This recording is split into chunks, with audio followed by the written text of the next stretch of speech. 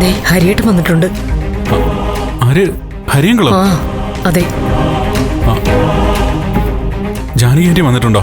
ഇല്ല, ഹരിയേട്ടൻ സിദ്ധു വിളിച്ചിട്ടാ വന്നിരിക്കുന്നത്. അപ്പോ എന്റെ കാര്യമൊക്കെ അങ്കിൾ അറിഞ്ഞിട്ടുണ്ടാവുമല്ലേ?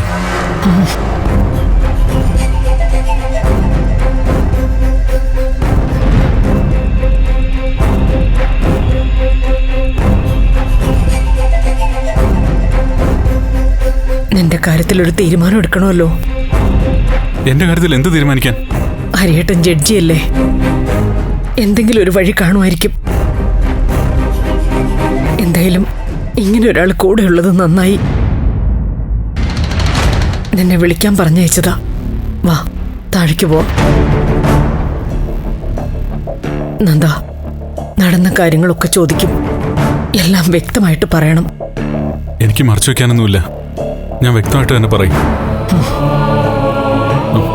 പക്ഷേ അമ്മേ, കെവിൻ സഹായിയായിട്ട് കൂടെ ഉണ്ടായിരുന്ന കാര്യം ഞാൻ പറയില്ല. കെവിനും ഇസബല്ലയും ഇതിലെങ്ങനെ ഇടപെട്ടു എന്നുള്ളതും എനിക്ക് പറയാൻ പറ്റില്ല. എല്ലാം വ്യക്തമായിട്ട് പറഞ്ഞാലല്ലേ മോനെ ഹരിയേട്ടന് കാര്യങ്ങൾ മനസ്സിലാക്കാൻ പറ്റൂ.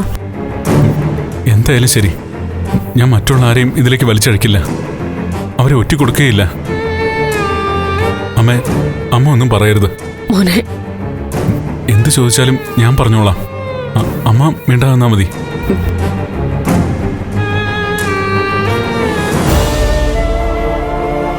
ഒരച്ഛനെന്ന നിലയിൽ ഞാൻ വലിയ പരാജയമായിരുന്നു ചിന്തിപ്പിക്കുന്ന കാര്യങ്ങളാ ഇപ്പൊ സംഭവിക്കുന്നതൊക്കെ. ഏയ്, താനിങ്ങനെ എമോഷണലായ കാര്യങ്ങൾ കാണരുത്.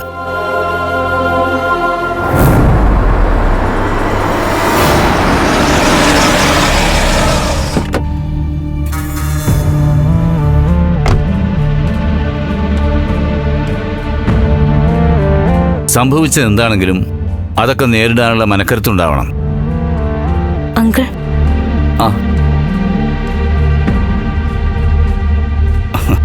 ഒരുപാട് നാളുകൾക്ക് ശേഷം മോളെ കാണുക.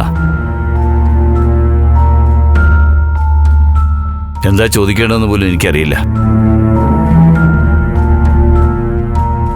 സാധാരണ രീതിയിൽ സുഖമാണോ എന്ന് ചോദിക്കാം, അതേ എന്ന് മറുപടിയും പറയാം. അത് നമ്മുടെ മലയാളികളുടെ ഒരു ശീലമാണല്ലോ. എന്തായാലും എല്ലാം ശരിയാവും. തൽക്കാലം അത്രേ പറയുന്നുള്ളൂ. അച്ഛൻ എങ്ങനെയുണ്ട് മോളെ? കുഴപ്പമില്ല അച്ഛാ. എന്നാ പിന്നെ നമുക്ക് നമ്മുടെ കാര്യങ്ങളിലേക്ക് കടക്കാം. നന്ദനും പ്രഭയും വിളിക്കും മോളെ. ശരി.